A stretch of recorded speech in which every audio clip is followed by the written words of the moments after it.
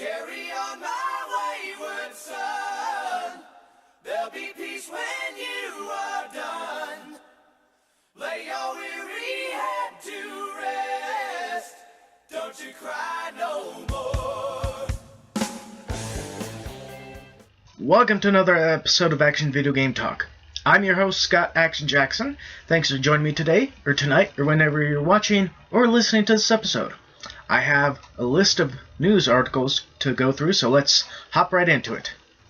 Josh Holmes, studio head for Halo 5 Guardians, says a limited edition Halo 5 Xbox One is in the works, though he didn't have any pictures to share. In response to fan inquiry on Twitter, Holmes wrote, "There is a limited edition console coming. Yes, it hasn't been revealed yet, but it's pretty sweet." Microsoft put together an Xbox One bundle for Halo the Master Chief Collection, but it did not change the console in any way.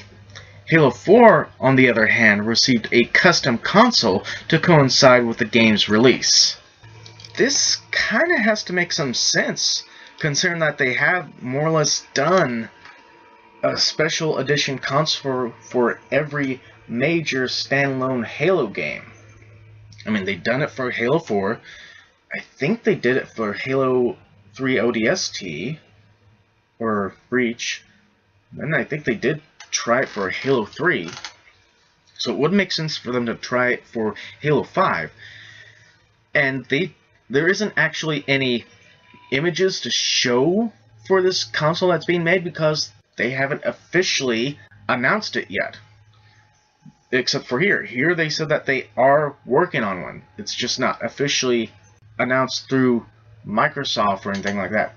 In which case, they could reveal at E3 that, what it could look like and say when it's available for people to start pre-ordering and stuff like that. That would be a nice place for them to announce it. And it's just, weeks away now from E3, so there you go. It would be a nice place to announce this. I mean, Halo 5 is still a long way away, but then again, they have also had the special collector's editions open for reserve for a while, so to me, they could announce it at E3. They could. In one of the latest Batman Arkham Knight trailers, debuted a new mechanic called Dual Play, which will let you switch Grand Theft Auto 5 style between Batman and his allies. In a trailer, we see Batman, Nightwing, Robin, and Catwoman engage in seamless tag team style combat with Arkham Knight's many foes.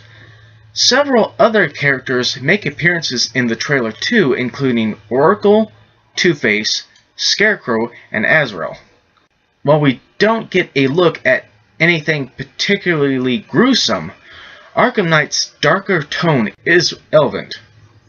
I've watched the trailer featuring this dual plane swapping function, and I don't really have an opinion either way on it. I mean, I don't know if it's going to be part of the main storyline, or if it's just going to be part of like multiplayer features.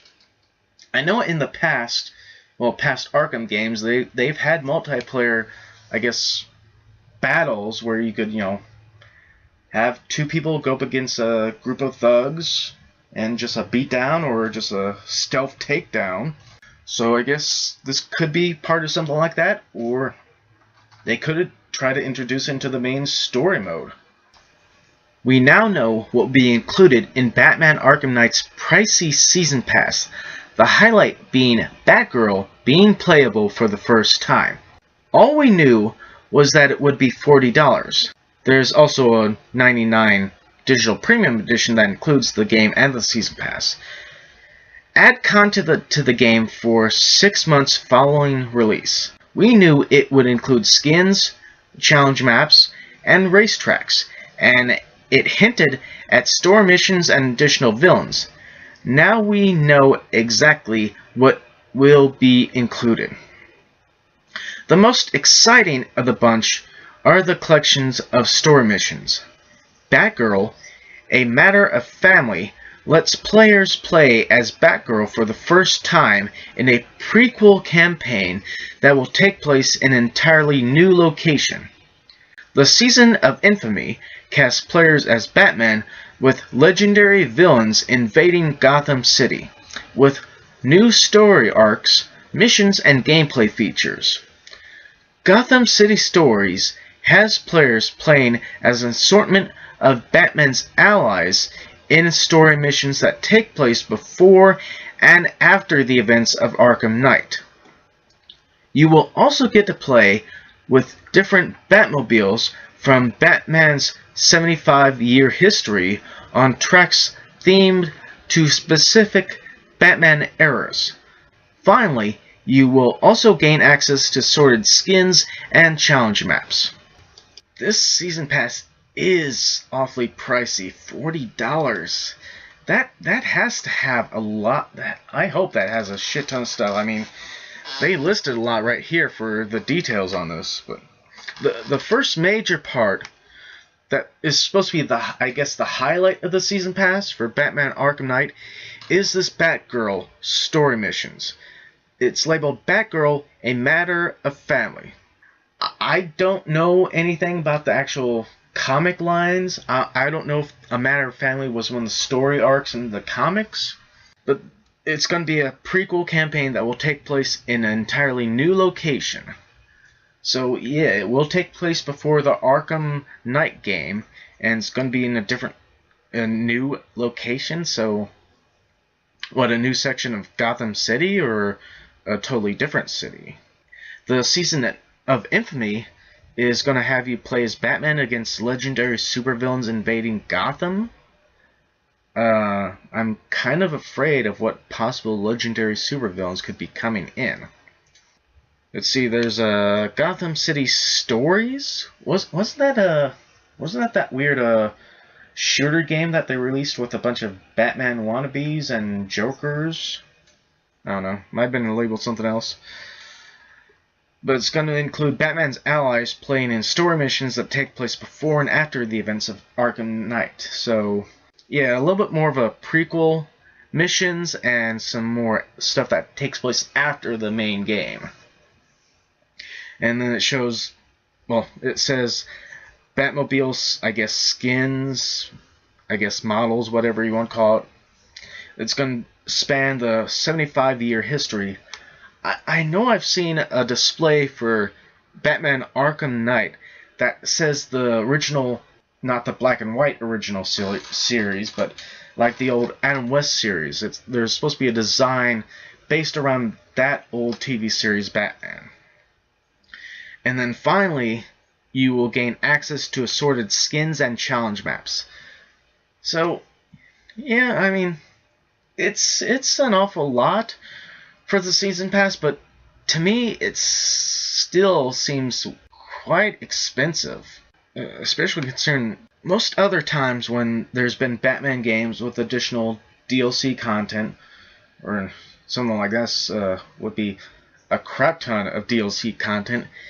They did eventually make, a Game of the Year edition later on, which they still haven't done that for Arkham Origins, have they? Maybe they're waiting to announce that. Comcap has announced that it's teaming with Deep Silver 6 for a release of Mighty No. 9, the Kickstarter darling led by Mega Man creator Kenji Inafumi, will be coming to digital storefronts and retail locations in September. In order to put the game on store shelves, Comcap is teaming with Deep Silver to handle marketing and distribution. This isn't the Saints Row publisher's first Kickstarter partnership. The company previously teamed up with the In Exile to handle retail distribution, reward fulfillment, and quality assurance testing. In its relationship with Comcap to bring Mighty No. 9 to market, Deep Silver will be broadening the reach of the Ray's DLC, which includes a new stage included for all Kickstarter backers and those that purchase the retail version. When the stage is defeated, Ray becomes an additional playable character through the main game. Deep Silver will also be providing voice-over localization support in Japanese and French in addition to the already planned English voicing. There will also be subtitles added in English, Spanish, French, Italian, German, Russian, Polish, and Brazilian Portuguese. Mighty Number 9 raised over $4 million, including PayPal, during late 2013. The projected delivery window for the game was anticipated at April 2015, meaning Concept will miss its target by over 4 months. The game is slated for release on September 15th in North America, September 16th in Europe. Launch platforms include digital and retail releases for Xbox One, PlayStation 4, and Wii U. Digital releases are also planned for Xbox 360, PlayStation 3, PC, Mac, and Linux. Vita and 3DS versions will come later. I know quite a few people who are looking forward to this Mighty Number 9. I mean, it is more or less the spiritual successor to Mega Man because it is created by its original maker, Kenshi Inafune. Fumi? Sorry if I got the name wrong. I tried. I tried to do that. I tried to get the names right, but if I don't, I don't. That's simple. But they've been talking about this Mighty Number 9 for a long while. It's been in production for a while. I am happy and glad that they are releasing an actual retail copy of Mighty Number 9. Although the retail version is being released for Xbox One, PlayStation 4, and Wii U. Although a digital version is probably going to be also released for those systems along with the 360, PlayStation 3, PC, Mac, Linux. A lot of people are probably going to get the digital versions, but I'm glad that they're making a retail version so I don't have to go online and buy everything online. I mean, I know some of the DLC that they're going to be having will be mostly from the online function, unless I'm guessing that this will probably have some additional. We'll probably see some more of this at E3. If not, we might be lucky to hear some more about this game at E3. I mean, we've been hearing lots already, so. Well, that does it for this episode of Action Video Game Talk. Once again, thanks for joining me today, or tonight, or whenever you're watching, or listening to this episode. Later on, I will have the separate clips up if you want to check those out. Down below, I will have the link for the Facebook page, along with the actual email address if you want to send any emails there for comments, questions, and I think that's it. So, until next time, bye.